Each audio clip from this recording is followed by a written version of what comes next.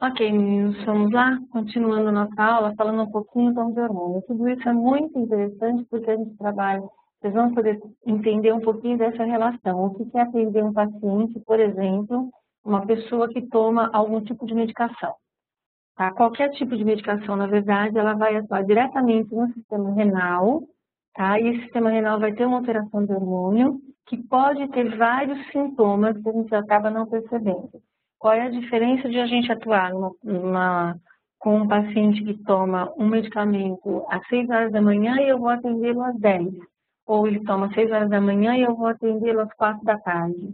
Tá? Então, existe toda uma relação, principalmente em termos de vitaminas, cálcio, vitamina, alterações hormonais que vão alterar totalmente a concentração de cálcio, a concentração de sais que estão diretamente ligados ao nosso sistema muscular, como a gente já viu no comecinho da nossa aula. E por último, para finalizar o nosso trabalho, hoje nós vamos falar de glândulas salivares. Tá? O que é saliva? Saliva é uma secreção exócrina de células salivares que podem ou não congregar-se formando glândulas salivares. Tá? Então, a saliva é secretada. Ela é constituída por secreção, flora bucal, células bacterianas, células epiteliais descamadas, células gengivais. Então, é o seguinte, a boca é o lugar mais contaminado e mais cheio de bactérias que nós temos. Uma bactéria se nutre da outra. Quando você tem bactérias boas comendo bactérias ruins, e as bactérias boas em maior número, beleza. Quando você tem maior número de bactérias ruins, você tem uma inflamação, uma halitose e por aí vai. Tá? Mas nós temos milhões de bactérias na boca. Tá? A secreção salivar, tá? Ela é um líquido aquoso que tem proteína e glicoproteína. Tá? O que é glicoproteína? Glicoproteína contém uma substância chamada mucina. As mucinas são moléculas de alto peso molecular com uma propriedade viscosa. Aí vocês vão entender por que a medicação altera a salivação, por que a gente altera a salivação quando a gente trabalha com a glândula submandibular. Uma secreção mucosa é diferente de uma secreção serosa. Desculpa, estou com alergiazinha aqui. Tá?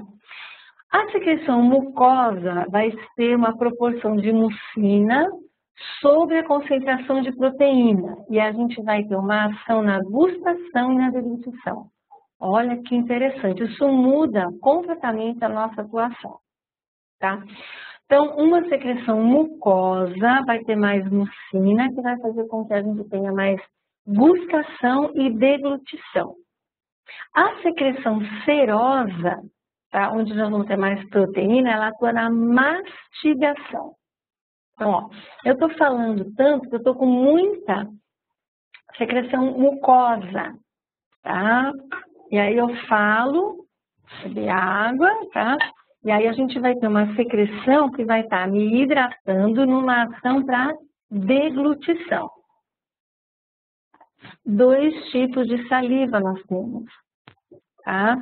Será que com a nossa atuação a gente muda essa relação? A gente não tem nenhuma pesquisa que fale a respeito, pelo menos que eu conheço. E temos uma secreção mista, que é uma proporção de albumina, que é proteína, tá? Que está ligada, inclusive, no metabolismo relacionado ao sistema hormonal, que é albumina, proteína também super forte, tá? Que predomina sobre a concentração de mucina na saliva, ou mais mucina do que albuminoides. Ela tem uma ação na mastigação, na gustação e na deglutição. Muito bem. Contendo ainda uma relação de glândulas salivares, a gente tem células claras e temos células escuras. As células claras contêm poucos glândulos no citoplasma. Por exemplo, células que secretam saliva mucosa apresentam menor densidade eletrônica e células escuras, que são formadores de proteína, tá? Que são secretoras de saliva serosa. Então, a gente precisa dessa célula e dessa célula para secretar salivas diferentes, tá? A estrutura das glândulas salivares. Nós atuamos diretamente com essas pessoas, com essa saliva, né? Ficando bastante atento que AIDS não passa na salivação, mas hepatite sim, tá? O que tem nessa saliva? Nas glândulas salivares, ácidos, tá? Que se diferem em suas propriedades funcionais das claras e das escuras, tá? A gente tem a parótida, tá? Que os ácidos são somente serosos, sua secreção salivar é muito aquosa. A submandibular, que os ácidos são mistos, com mais células serosas. E as sublinguais, os ácidos são mistos com mais células claras. Então, a gente tem 3 glândulas, a parótida, submandibular e sublingual, que tem que atuar junto, porque uma atua mais na mastigação, outra atua mais na deglutição, tá? E aí, se eu tenho um infartamento, que eu estava vendo a análise, de uma parótida, por exemplo, eu vou ter que drenar, eu drenando a parótida, tá? Eu vou ter uma redução dessa salivação aquosa, porque eu estou tirando dela, ó, drenei de novo. A submandibular tem células serosas e a sublingual, tá aqui embaixo, tem células mistas. O sistema tubular e de ducto. Então, a gente vai ter um ducto que vai jogar essa saliva para fora, tá?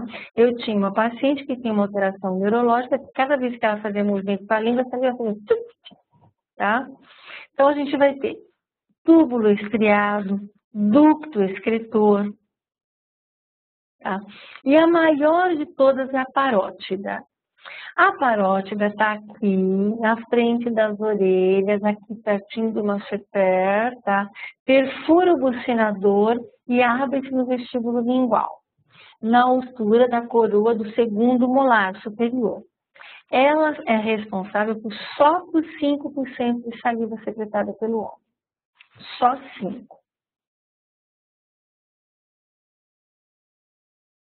Aí nós vamos ter as glândulas submandibulares. A submandibular está bem aqui embaixo do ângulo, tá? Os ductos estão entre os músculos milioide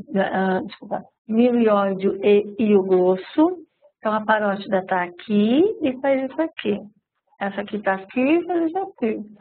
Era da submandibular que fez o chave da sublingual. Tá? E essa aqui é responsável por 70% da saliva, por isso que eu esguichava, porque estava infartada, eu trabalhava, ela, tá? O ducto era visível, tá? Então, ela está visível no freio lingual, tá? Aqui, a submandibular, e a sublingual. Situadas mais profundas no suave da cabeça do aqui, tá? E também só secreta 5% da saliva do homem. Bom, a gente tem as glândulas menores ou acessórias, que são glândulas espalhadas na mucosa, tá? As glândulas palatinas, a gente tem glândula no palato mole, na úvula, as glossopalatinas, no coxim retromolar, lá atrás, né, que a gente tem também que girar, e as glândulas, os acessórios linguais. Tá? A produção de saliva se caracteriza por uma secreção basal e a mudança dessa saliva pode provocar cárie, pode provocar tártaro, tá? E ela serve para umedecer e proteger. Porém, a gente não vive sem saliva. Quem não tem saliva artificial que a gente pode comprar e colocar, tá? E existem reflexos salivares. O que são esses reflexos salivares? Tá?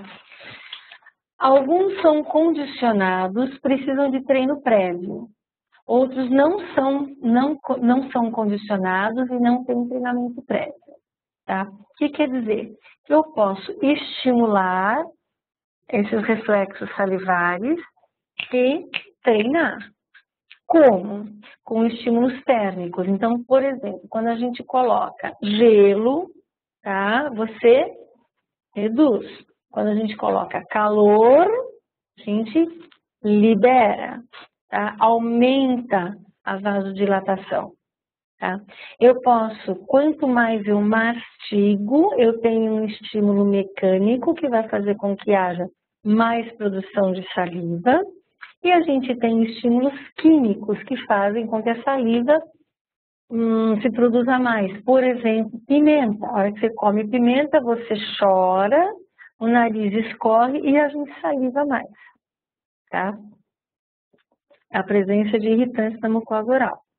Tá? Faz com que isso aconteça. O uso de próteses dentárias mal adaptadas também fica provocando um reflexo de saliva e a gente segura a prótese na boca com a língua. Então, você, em vez de engolir, você tem que segurar a prótese, senão a prótese cai. Tá? Quando ela está mal adaptada, então tem várias alterações.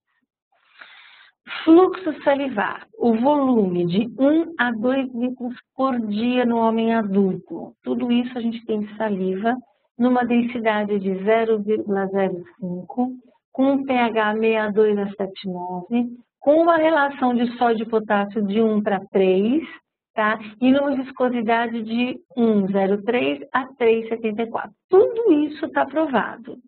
Será que a gente fazendo exercício muda? Será que a mudança alimentar muda? Será que eu fazendo drenagem muda? Nada disso existe comprovado. Para que serve a fono na salivação? Não sei. Não consegui, se encontrarem algum artigo, eu agradeço. Mas a gente tem... Assim, será que a gente está vendo trabalho, aumenta a salivação, aumenta a relação de sódio e potássio, muda? Não sei. Muda o pH? Eu já quis muito fazer essa pesquisa, tá? Quanto mais viscosa a saliva, maior possibilidade de formação de cárie, pois a mucina facilita a formação de plaqueta. Eu, por exemplo, tenho muita mucina, tá?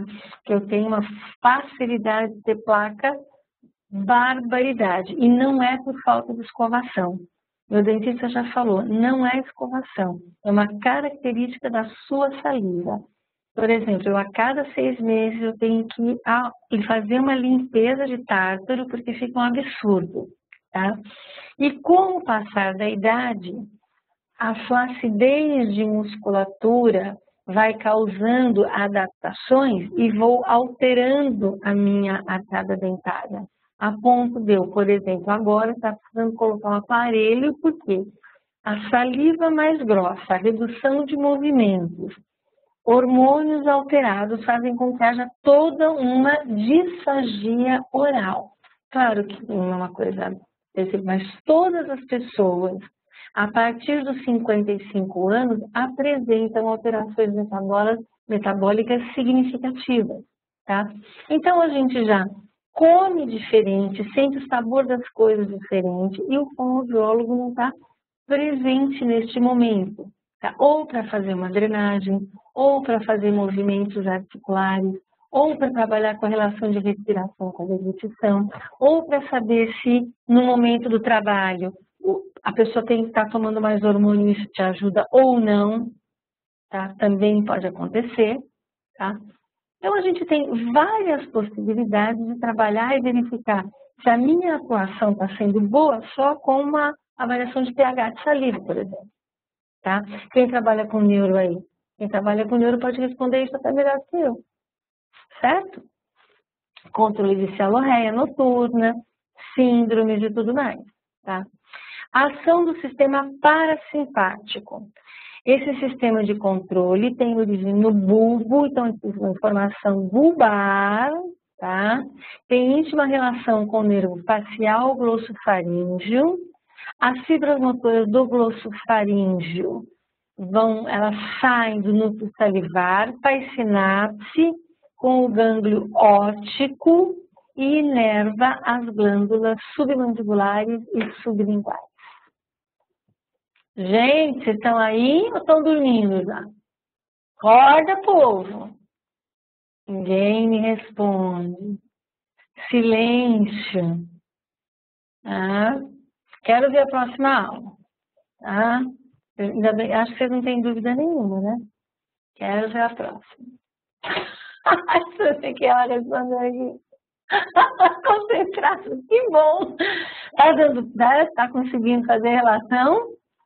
Que bom, Lara, prestando atenção, ótimo! Eu quero daqui a pouco, vamos parar, eu quero discutir um pouquinho com vocês para saber se existe alguma relação do que nós falamos hoje com alguma atuação de vocês. Ação do sistema simpático, tá? Estimula a contratibilidade de certas células de escultura, que envolvem as regiões responsáveis pela produção de saliva. Então, assim, alterações neurológicas têm alterações de saliva, alterações hormonais têm alteração de saliva. Vão atender uma menina menstruada, coitadinha, olha o que vocês estão fazendo com ela. Tá? Hormônios a 1000, vão atender adolescentes, hormônios a 1000, salivação imensa. Síndrome de Down, um exemplo, por exemplo, né? Para exemplificar. Tá. Muito bem. Após alguns instantes, o fluxo salivar começa a diminuir devido à redução de irrigação sanguínea, determinada pela vasoconstrição da simpática, a redução de calibre do vaso. Então, assim, gelo segura, calor aumenta. É isso que faz. O que a saliva vai fazer? A saliva vai preparar o bolo alimentar, vai lubrificar, vai limpar, vai proteger. E xerostomia é a diminuição do fluxo de saliva. Boca seca e cialorreia, aumento da salivação. Capacidade tampão, guardem isso. É a capacidade que a saliva tem de neutralização da acidez bucal e evita a cárie. Então, eu não tenho essa capacidade de tampão tão efetiva, tá? Eu não consigo neutralizar a saliva, bem? Aí eu não consigo evitar tanto a cárie. Testes salivares utilizados para identificar as pessoas que têm alto risco de cárie como método de prevenção. Olha que legal. Eu dou aula para odonto, né?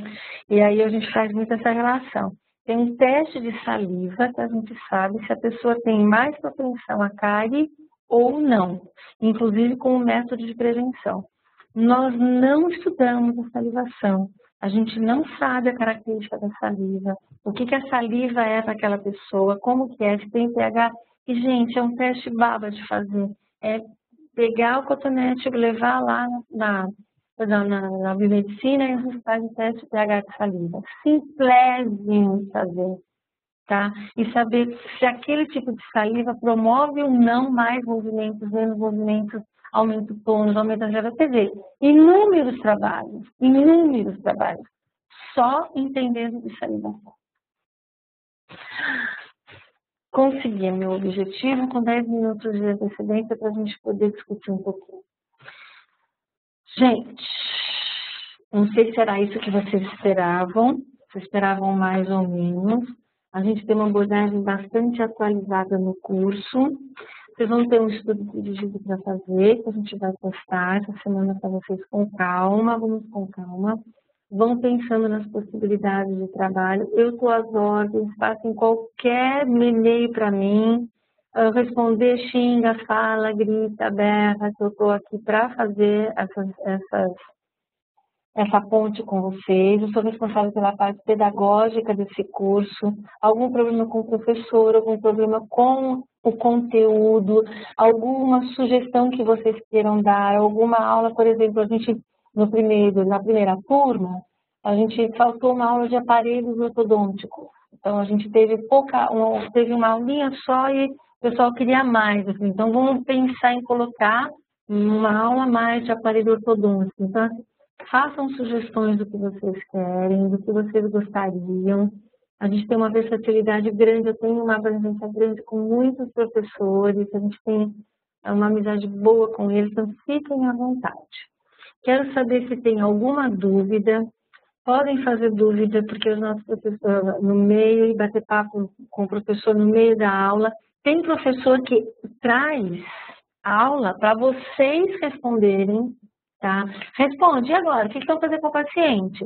A Vanessa, por exemplo, é uma professora que ela vai trazer caso. Se vocês não interagirem, não conversarem com ela com sugestões, ela vai passando.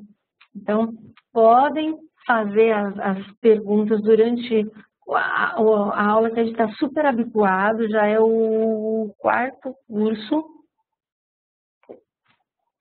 que nós temos, tá? Então, fiquem à vontade. Vocês viram no intervalo que a gente está lançando hoje para vocês um livro digital, que é um livro que a gente fez com muito carinho, sobre uma parte anatômica básica, que tem essa parte de musculatura, esse aqui que o Thiago acabou de colocar, que tem uma parte toda de bases anatômicas aplicada à motricidade, tá? Uma parte que relaciona toda a parte, a gente tem uma parte de avaliação e uma parte de terapia. Tudo filmado. Vocês vão me ouvir falar, tá?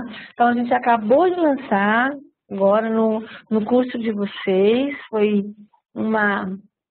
Eu pediu para que isso acontecesse, está disponível a partir dessa semana para compra no Moodle. Se vocês quiserem ou comprar o DVD ou baixar o livro, né, Thiago? Sim, né?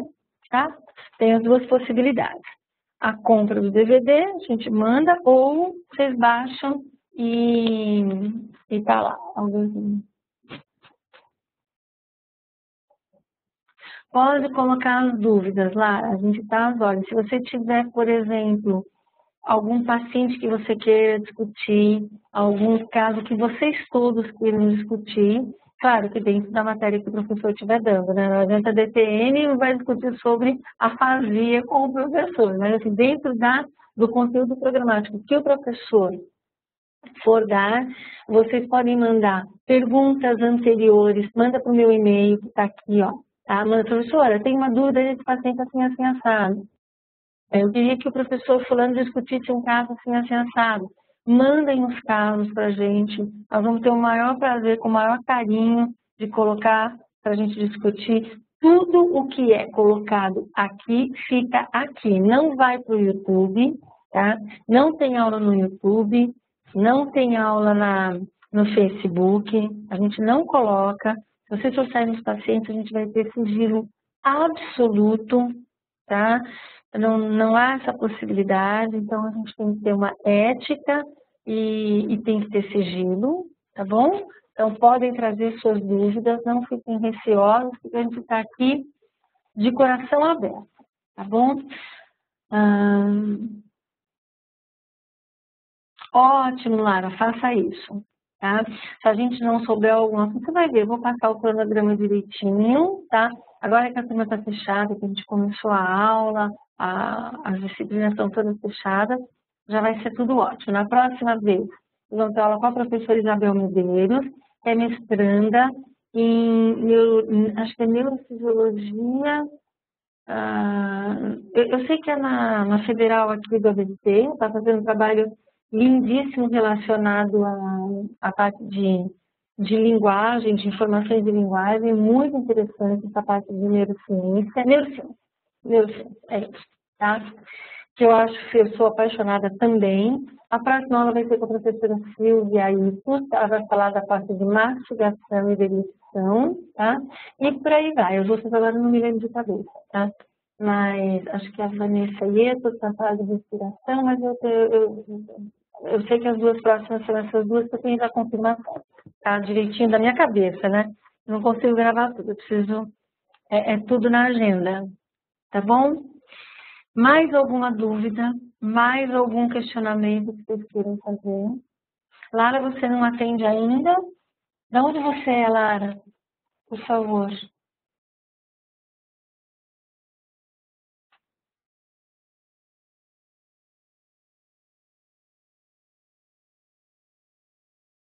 Lara, você mora nos Estados Unidos, que delícia! Muito bom. Você vai para a Acha?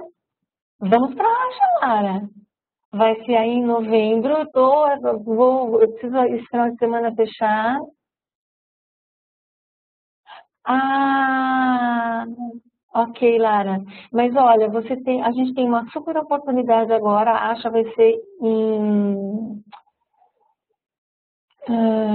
Orlando, tá? Eu estou fazendo uma força enorme para ir para levar os nossos trabalhos para ir. Quem sabe a gente se encontra lá. De que lugar dos Estados Unidos, Lara?